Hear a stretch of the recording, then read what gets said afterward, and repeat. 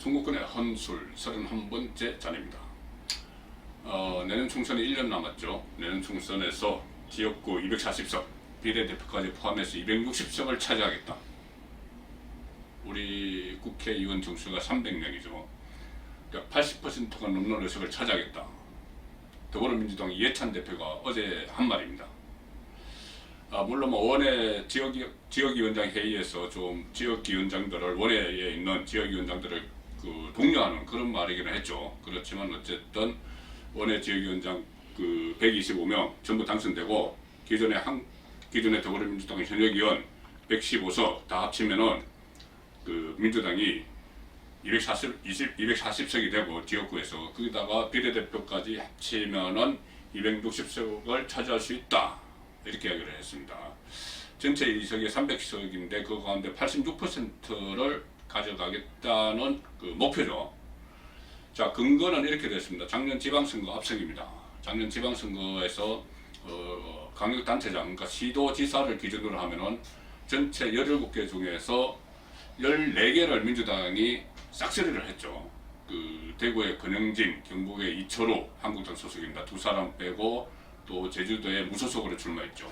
원희룡 지사 제외하고 14석을 싹쓸이를 했기 때문에 내년 총선에서도 그 지역 기반을 여세로 가져가면 승리할 수 있다, 이렇게 이야기했습니다.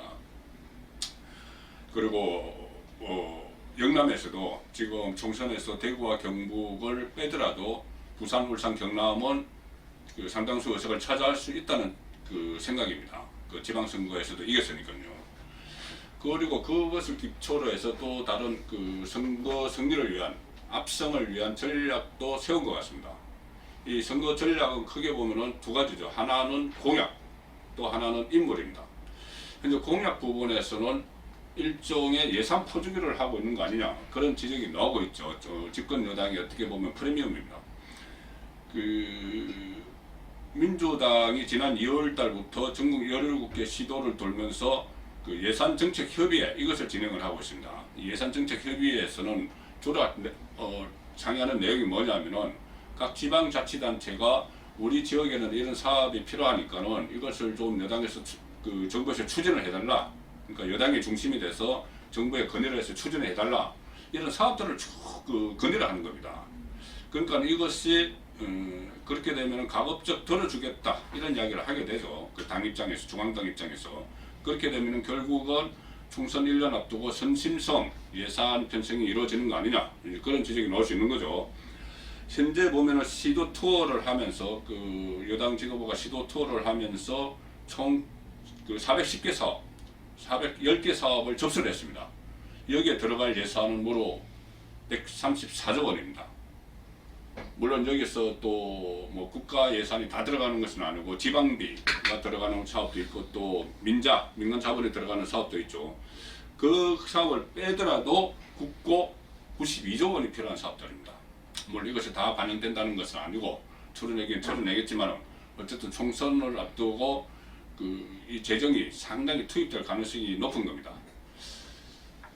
자, 예산, 그러니까 공약 부분은 그렇고요. 그 다음에 인물 부분을 한번 보겠습니다. 인물.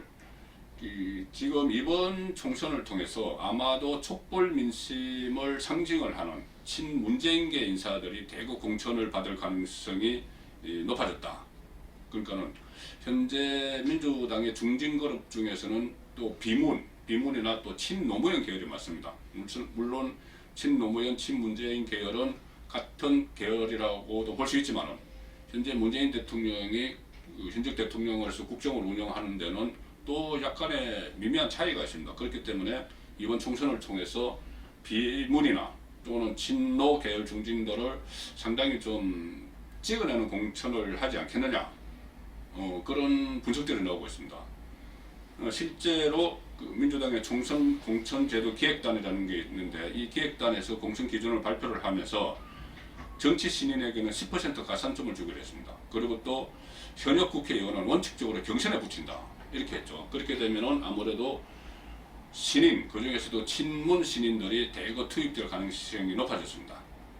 그렇게 되면은 결국은 친노나 비문 중진은 그 공천 과정을 위해서 찍어내고 그 자리에 친문 시민들이 많이 들어갈 수가 있다는 것이죠. 일단 내부에서는 그런 구도를 만들고 그런 구도를 만든 뒤 야당과 주로 한국당과 많이 이렇게 경쟁을 할 텐데 그 경쟁을 대비해서는 또 지금 황교안 한국당 대표가 상당히 이 의식이 되겠죠. 경계를 하지 않을 수가 없습니다. 어쨌든 간에 최근에 얼마 전에 그 보수 진영의 새로운 대표 간판급 주자로 나섰기 때문에 황교안 대표가 상당히 의식이 되죠. 그런 차원에서 보면은 최근에 황교안 대표를 겨냥을 해서 그 김학의 전 법무부 차관의 성접대 의혹, 그 당시에 법무부 장관이었던 황교안 그 대표를 겨냥한 공세, 이런 것들도 결국은 장기적으로는 총선을 겨냥한 흠집내기 아니냐, 그런 분석이 나오는 것이죠. 자, 그렇다면은 여기서 중요한 대목이 나옵니다. 이해찬 대표가 왜 이렇게 거창한 꿈 얘기를 자꾸 할까요? 과거에 20년 집권론, 50년 집권론, 100년 집권론 이런 이야기를 하다가 지금은 비례대표까지 포함해서 260석을 싹쓸이 하겠다 이렇게 이야기를 했습니다. 이것은 이해찬 대표는 이렇게 이야기합니다. 우리가 정권 2번을 빼앗겼을 때 나라가 역진했다. 그러니까 나라가 거꾸로 갔다는 이야기죠. 이해찬 대표는 그 전에도 그 김대중, 김정일, 또 노무현, 김정일 이 사이에 2번 합의했던 남북 합의가 보수 정권이 2번을 하면서 전부 다 훼손되고 그 약속이 지켜지지 않았다. 그러니까 정권을 빼앗기고 나서 그렇게 됐다. 이해찬 대표는 계속 정권을 빼앗긴다는 표현을 씁니다. 국민들이 선택한 정권인데 어쨌든 그런 이유 때문에 이를 바탕으로 해서 계속 20년, 50년, 100년 장기 집권을 나왔는데 저는 이 집권 여당의 장기 집권 외에 또 하나의 뚜렷한 목표가 있다고 봅니다. 개헌이죠. 개헌 필요성에 대해서는 부정하는 사람이 없습니다. 그런데 어쨌든 개헌을 하려면은 여당과 야당이 합의를 하지 않으면 합의를 해야 되는 구조죠. 현재까지는. 왜 그러냐면은 국회가 그 개헌안을 발의하든 대통령이 발의하든 국민투표를 거치는데 국회의 3분의 2 동의가 반드시 필요합니다. 3분의 2라면은 200명이죠. 지금 300명이니까 200명 이상이 있어야지 단독으로 개헌을 추진할 수가 있습니다. 그런데 260석 정도를 딱 차지하고 있으면은 아주 넉넉하게 개헌을 추진을 할 수가 있죠. 그리고 여기서 중요한 것은 개헌의 방향입니다. 물론 개헌 필요성, 그러니까 뭐 5년 단임제 대통령 문제나 여러 가지 그동안 사회의 발달에 따라서 1980년대에 제정된 개헌, 88년 체제는 벗어나야 된다는 이야기가 많죠. 그래서 개헌 필요성은 다 공감을 하지만 그렇다면 개헌을 어떤 방향으로 할 것이냐, 여기 문제가 부딪히게 되는데 이것이 작년 3월에 문재인 대통령이 청와대가 주도해서 만든 개헌안을 가지고 한번 발의를 한 적이 있어요. 국회 그 심의까지는 가지도 않았죠. 그런데 그때 당시 개헌안 내용을 보면은 이 야당에서는 이거 뭐 사회주의로 가자는 개헌안 아니냐 이렇게 크게 반발을 한 적이 있습니다. 뭐냐면 개헌 전문부터 뭐 4.19 외에도 뭐 부마항쟁이나 5.18이나 또 60항쟁 이런 것을 다 넣은 그 전문을 그 선을 보였고요. 또 경제 분야에서는 토지 공개념 이것이 상당히 강화를 했고 그 노동 분야에서는 뭐 동일 노동, 동일 임금 이런 아주 진보적인 그 정책들을 헌법에 아예 포함시켰던 것이죠. 그래서 야당에서는 이것은 사회주의 공화국으로 가자는 헌법이다 이렇게 좀 비난을 한 적이 있습니다. 결국은 이해찬 대표가 이야기하는 총선 싹쓸이 또 장기 집권 더 나아가서는 국가의 기본 틀을 완전히 바꿔버리는 개헌, 이것이 가능할 것인가, 그 부분입니다. 불과 3년 전이죠. 20대 총선 때 당시 새누리당 상당히 좀 어떻게 보면은 자신감이 넘쳤다고 할까요? 교구만장했다고 할까? 180석 이야기를 했습니다. 180석 이야기를 했는데 결과는 민주당에게 한 석을 줘서 제2당으로 내려앉았고 그것을 시발점으로 해서 박근혜 정부가 무너져 내리는 그런 신호탄이 된 적이 있었죠.